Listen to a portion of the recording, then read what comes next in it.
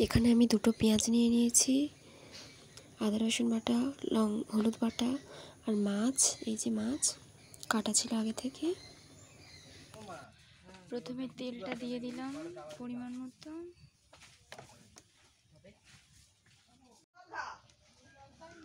মাছটা এবার দিয়ে দেবো ভাজার জন্য।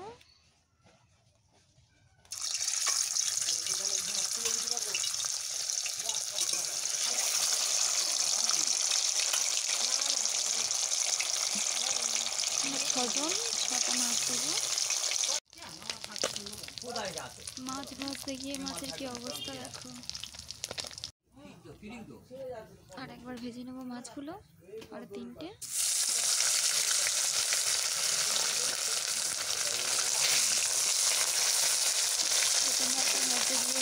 ঘেঁটে গিয়েছি আর একবার ভাজি দিয়েছি।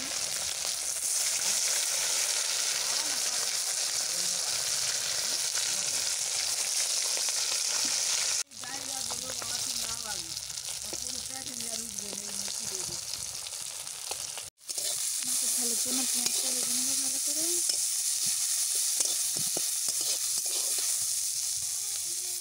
অল্প তেল দিয়ে ভাজছি, অল্প তেল দিয়ে ঝালটা করবো। তার জন্য পেঁয়াজটাকে ভালো করে লাল লাল করে ভেজে নিচ্ছি আগে। একটু আদা রসুন দিয়ে দেবো।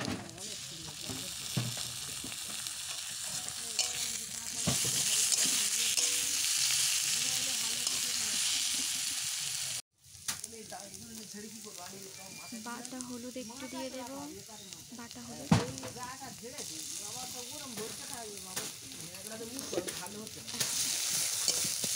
বাটা হলুদটা দিলে তরকারিটার টেস্টটা ভালো হবে, কালারটাও ভালো হবে।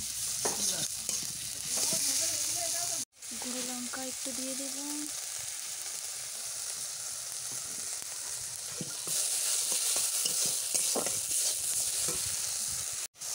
মাছের ঝালের জন্য মশলা তৈরি হয়ে গেছে।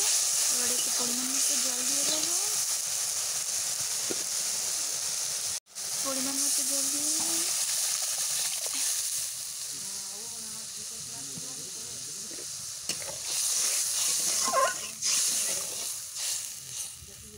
ভাজা কমপ্লিট হয়ে গিয়েছে মাছের ঝালের জন্য। ভোলা মাছ আজকে আমি সর্ষে ভোলা বানাবো, তো সেই জন্য মাছটা আগে থেকে ভেজে নিয়েছি।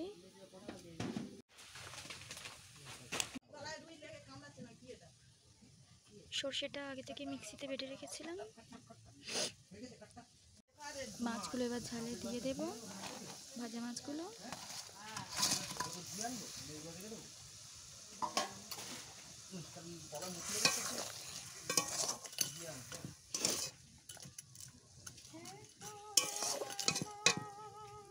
বেটে রাখা সর্ষেটা দিয়ে দেব।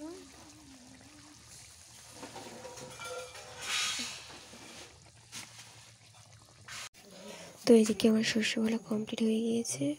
কে কে সর্ষে ভোলা খেতে ভালোবাসো অবশ্যই কমেন্ট করে জানাবে আমার কাছে।